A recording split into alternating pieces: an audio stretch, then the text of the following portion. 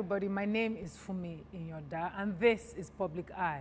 With the outbreak of COVID-19 globally, bringing forth a pandemic, one such as no one has seen in recent times, the conversations about what public health care and what public health should be has become expanded and expansive globally. In a country like Nigeria, where what we know itself requires a lot of work, a lot of change, a lot of thinking through what the alternative should be, becomes an even more crucial conversation to have. Should there be a new normal, a new future where these become a lot more closely integrated? The conversation has been going on for decades now, but the will has not gone on as much as the conversation. Will COVID-19 change all of that? Today's conversations on today's show will be about that and more. However, before we start, I'd like to show you this report so that we can get into the heart of the matter.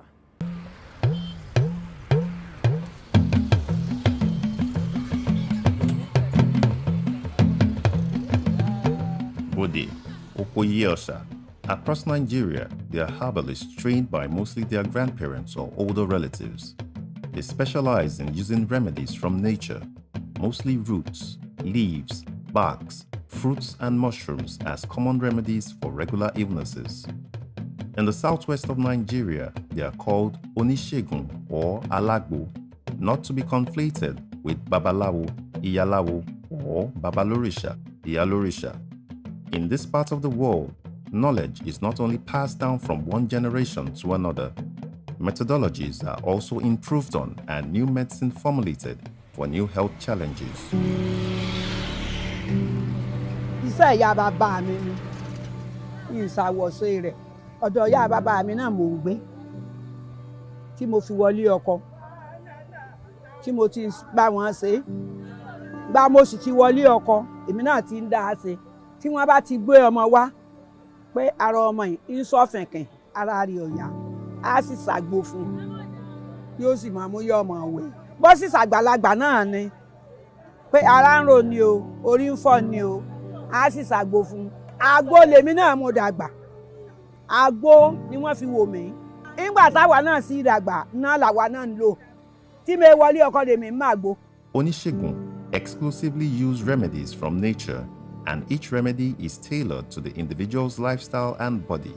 A gradual erasure of this profession and natural remedies has been ongoing since pre-colonial times and has mostly been demonized because a lot of people do not believe it is scientific, mostly due to the fact that there's been a failure to produce these remedies on a large scale.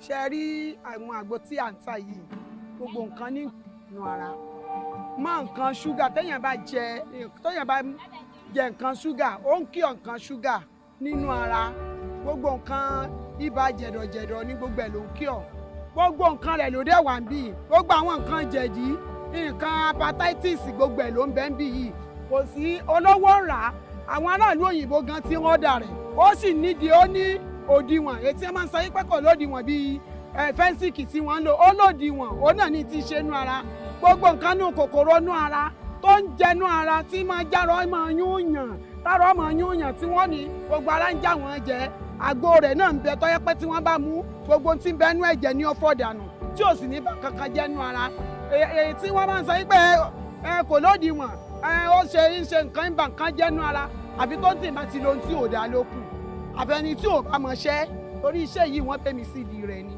kì í ṣe pé mo wà wọ́ṣẹ́ rẹ̀ ní ìdẹ̀kọ́ lọ́wọ́ ẹnìkan ọwọ́ ìyá mi ni mo ti kọ́ ni mo ti fojú sí tí mo fi lọ sí school. Can we say this failure is due to a lack of funding, or that herbal medicine is mostly tailored and therefore would not be as effective if there hasn't been a consultation, since it approaches healing from a holistic point, mind, genetics and body? Wọ́n máa ń fàwa mu lágbo láràárọ̀ kára wo lè dá sáká òtútù mọ́ mi ni o nǹkan mọ́ mi ni o inú run mi ni o gbogbo ẹ̀ ní ọ̀dà sáká tọ́wọ́ bá ti ní nǹkan mọ́ọ̀yàn tó sì wá á sì ṣètò ẹ̀ fún yóò sì bá lára mu. Bode, Okoye in Ibadan is one of the places that has remained standing in the face of cultural challenges and Nigeria's economic downturns. One of the original marketplaces that was established during the founding of Ibadan and changed from a city-state to a state capital in Nigeria. A sì ti pẹ́ tí a ti wà tá a ti ń ta ọjà yìí. A ti ń ta àwọn ìlẹ̀kẹ̀ oríṣiríṣi ìlàntà àtàwọn ìyá wa àtọwọ́ ẹyọ àtàwọn kọ̀kọ́ tábà jọ̀hún kó tó di pé onígbà aláwo ó wà ń kó wa ní àwọn ẹlẹ́gbọ̀ọ́gì ní àwọn ará Ilé-Ifẹ̀ ní àwọn ará Ìjẹ̀bú gbogbo wọn ṣe ń wọ́n dénú. Bode is the biggest market specializing in natural pharmacology. All medicinal herbs, roots, leaves and seeds, and sometimes animal body parts or eggs are procured directly from source and processed by hand, since most of the pharmacies can trace their roots back to the foundation of the city itself. Ọjà tiwa ní owó ẹyọ, ìyèrè, kànáfùrù, àtàrí, álọ́ọ̀mù. Wọ́n fi ń ṣe nǹkan àgbo bí nǹkan inú rúnrun, jẹ̀dí, kápà. After years of economic downturn, Bode has seen a new boom with more and more people choosing herbal remedies over synthetic medicine. Wọ́n máa ń wá láti Èkó, Ìlọrin, Àkúrẹ́, Oǹdó, Kútọ́nù, Ìjẹ̀bú, Bàdágìrì, gbogbo olùsá tó wà lágbàáyé. Àtolówó àti tálíkà tí wọ́n pa á kì í ká ni. Bí àwọn fágbó nǹkan báyìí, á sì ṣe fún wọn. This is especially true since COVID-19 started ravaging the world. Citizens who are usually leery of government policies concerning health, as they have failed over and again to provide comprehensive health care, have taken to consulting local herbalists for immunity-boosting medicine to protect themselves from catching the deadly disease. Tẹ́lẹ̀sìn àti Mùsùlùmí kò sẹ́ńtì èlò. Ẹlòmíì máa ń sọ yí pé owó táàrẹ̀ ẹlòmíì ti ń gbọ̀n gan. Àwọn gan tí bá ń kọjá lọ ẹlòmíì ibà lè mú. Á dẹ̀ pé gbà lọ́ọ́ lò yóò sì bá mú yóò sì tún mẹ́lòmíì wà pé àgbo tá ẹ ṣe fún òun jò ní. Kò dà kò sí nǹkan tí ó wà nínú àgọ́ ara tí àgbo yìí ò kí ọ o. From skincare to remedies for the common cold, Bode has become the go-to place for the denizens of Ibadan and other cities around it. Òtí tí wọ́n wá sọ́jà tí wọn ò ní rí kó wọ́n lò ó sì bá wọn lára mu.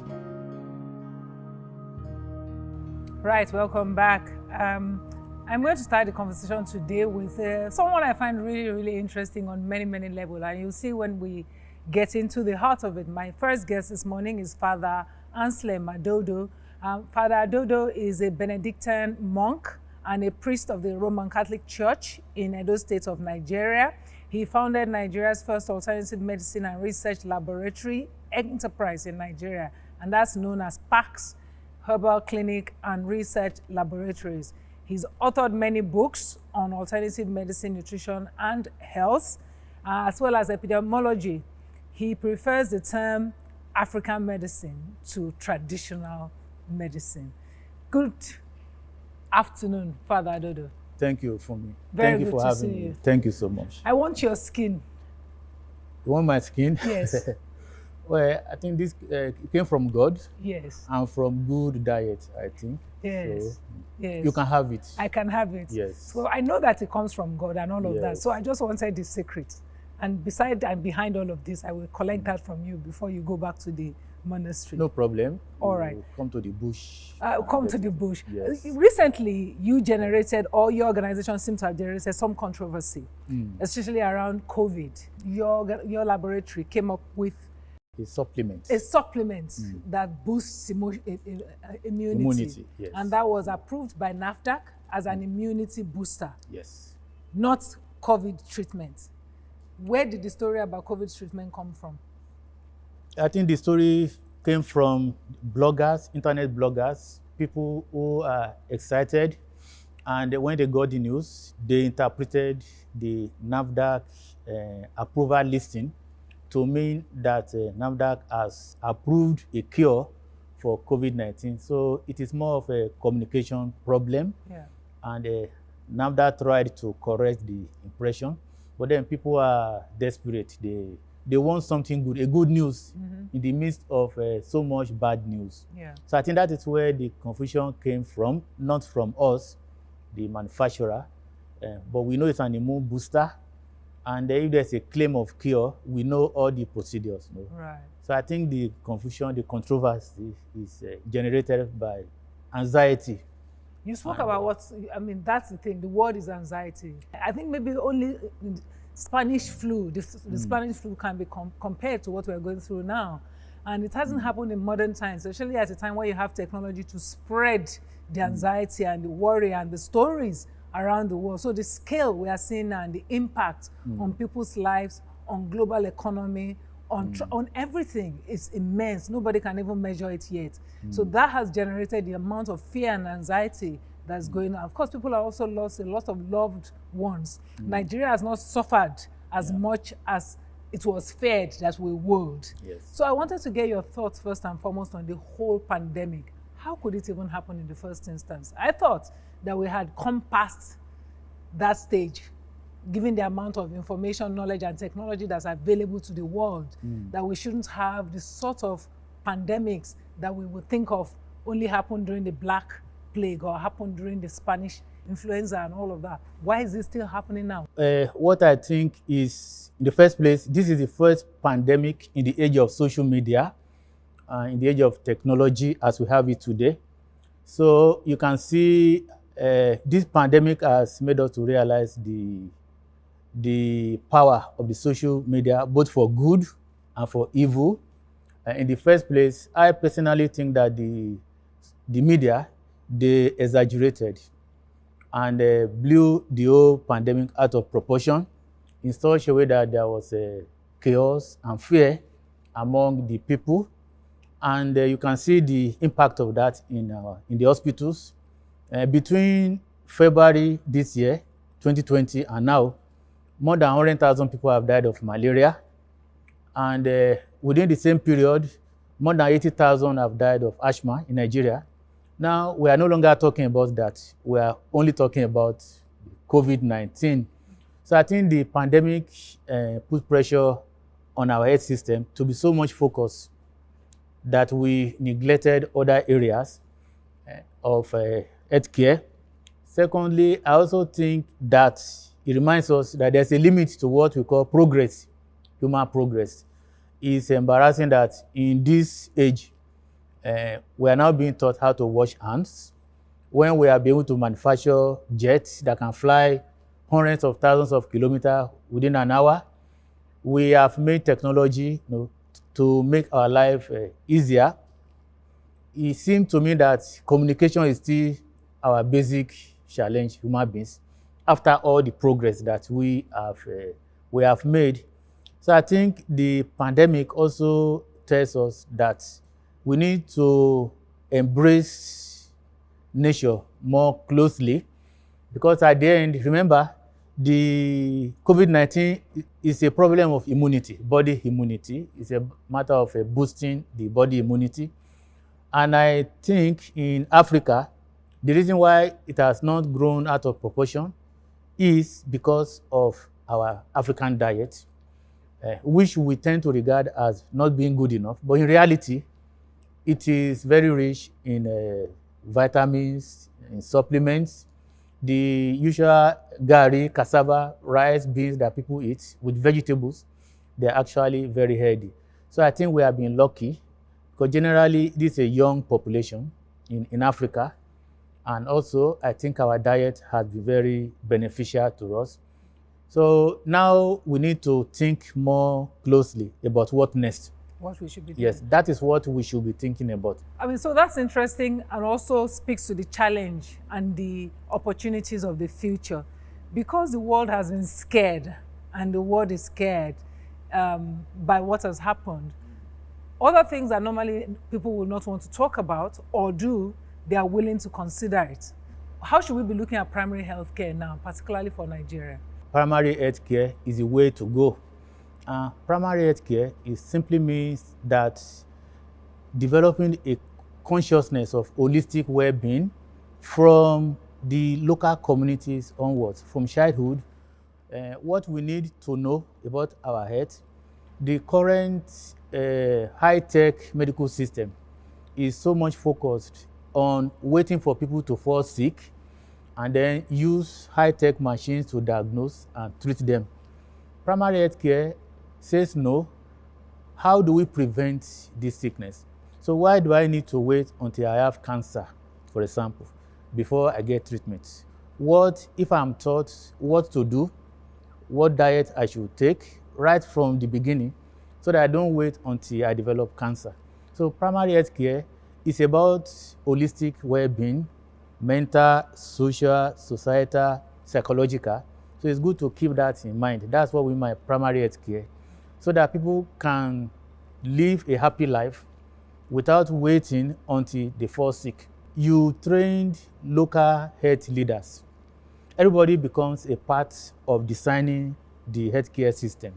It's not just government formulating a proposal and bringing it to the communities. In primary healthcare, you identify the community leaders, the women who have been delivering women at childbirth for centuries. They have vast knowledge that needs to be documented. So in primary healthcare, you bring all this knowledge together, build on it, so that the African, before he goes abroad, is so much familiar with his or her own health conditions that the person will have a good idea of the environment or the health indices that needs to be taken into consideration, so that the doctors in any part of the world can easily get the information from the local community. So it brings us back to how relevant primary health care is. If it is properly designed, and I'm convinced that it can, if government has the political will, we make healthcare a globally accessible to everybody. And it makes healthcare localized, in the sense that you know your healthcare conditions in your area, that you can share this information with other people. Does the way it's done here have a gender lens that's positive towards women? Because I noticed that the document, when they came back, the reporters came back, all of us noticed that a lot of the people in the markets were women. Yes. You said it too, that a lot of the people in the because this involves community, this puts power in people's hands too. Does it favor women in a way? The traditional, or what we call the African healthcare system, does it favor women? You know, particularly women practitioners in the field. Yes, it does. I'm very much familiar with the different practitioners. The women, they are what I call the local pharmacists. They are the local healthcare providers. They are also the botanists. They know how to identify the plants. The men, they are more in the priesthood. They are the priestly people who do the rituals. The men, they are more into that. But women, they are more into the practice of herbal medicine, as we call, maybe identifying herbal plants, preparing them for people, knowing how to cultivate them. The women are very much in that. I think the women, they are very much at the heart of it. The men, what we call the native doctors, that we normally call men, they actually depend on them in a very, very big way. So this is one of the reasons why, at least in Nigeria, sometimes people can be a bit skeptical or unsure of traditional medicine, because they associate it with juju or herbalism. Well, in fact, they are associated with ritual practices. They mix the religion of it with the pharmacy of it. I mean, it's interesting, you being a Catholic priest and championing the research, the scientific organization of the process of African healthcare, Nigerian healthcare. What do you say to people? Because I know that that's what we get all the time. They don't want to deal with it because they think, oh, it's fetish. Oh, they do rituals. Oh, they kill people. Oh, they do all sorts of things. That's the big fear underneath all of this. Maybe that's also the reason why there's not enough political will. I don't know.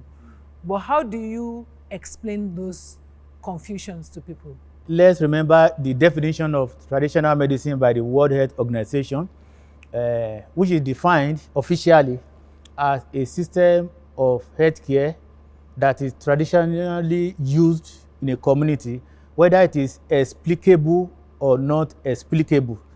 That is the official definition of traditional medicine by the World Health Organization. So a healthcare system that is used in a particular local community, whether you can explain it or not.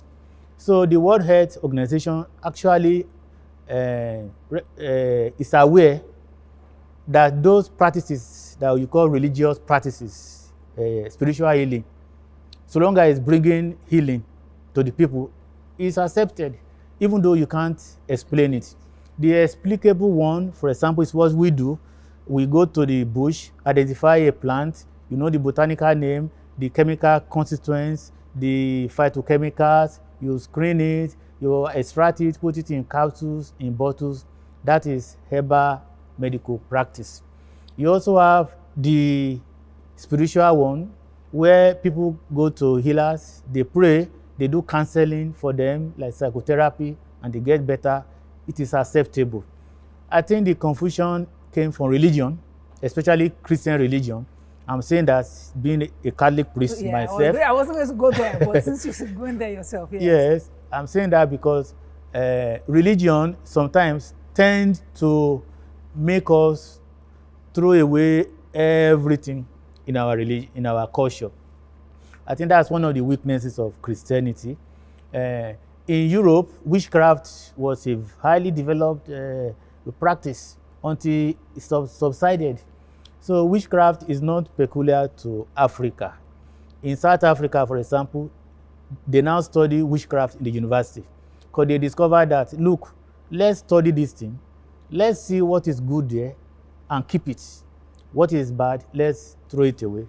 But I think in West Africa, Nigeria especially, too much religious fanaticism has not been very fair to our culture, and people now tend to see traditional medicine as pagan.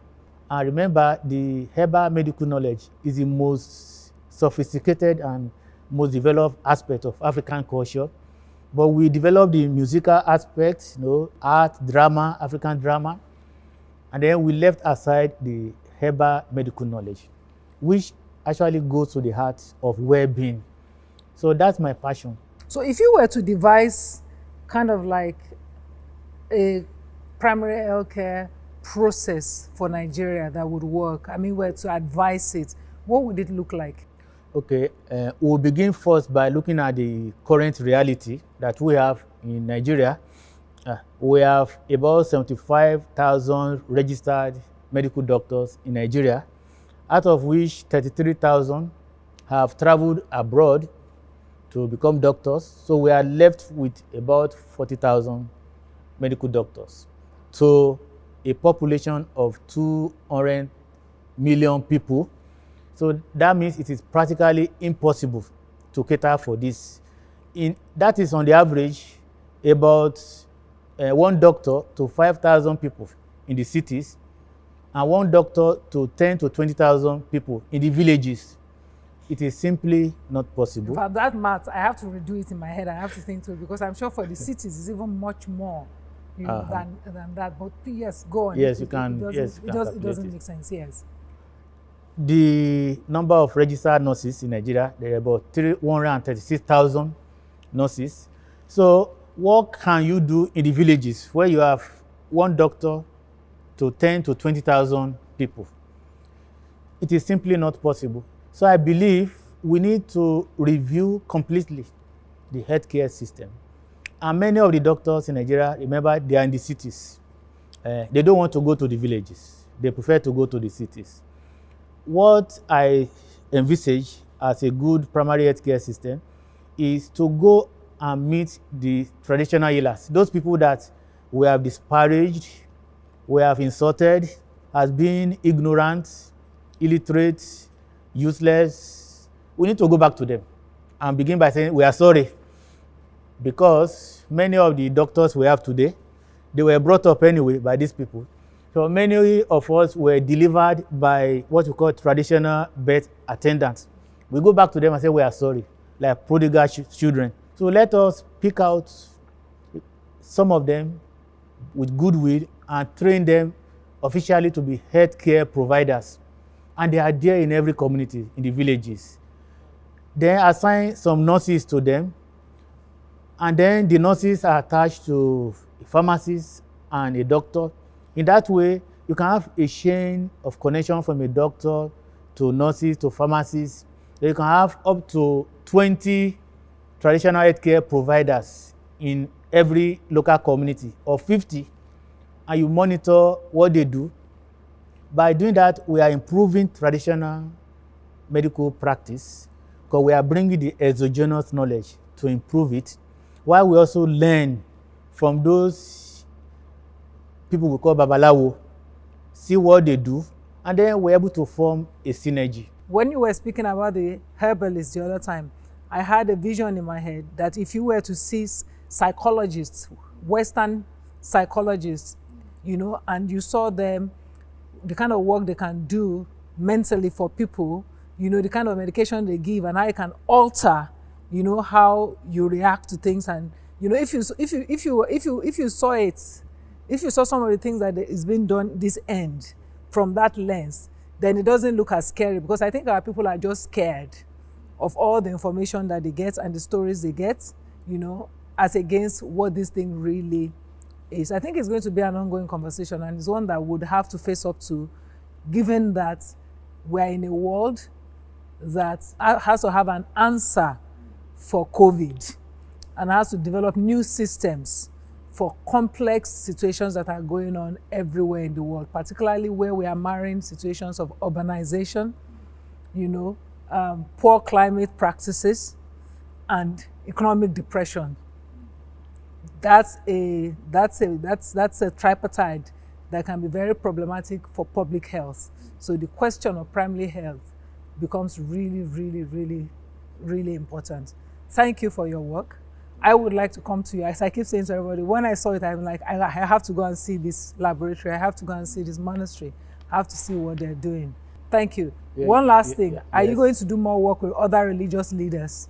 Because I think if more religious leaders publicly and openly, you know, acknowledge, you know, African medicine, Nigerian medicine as medicine and as science and as knowledge base, then more people would have a little more trust in it.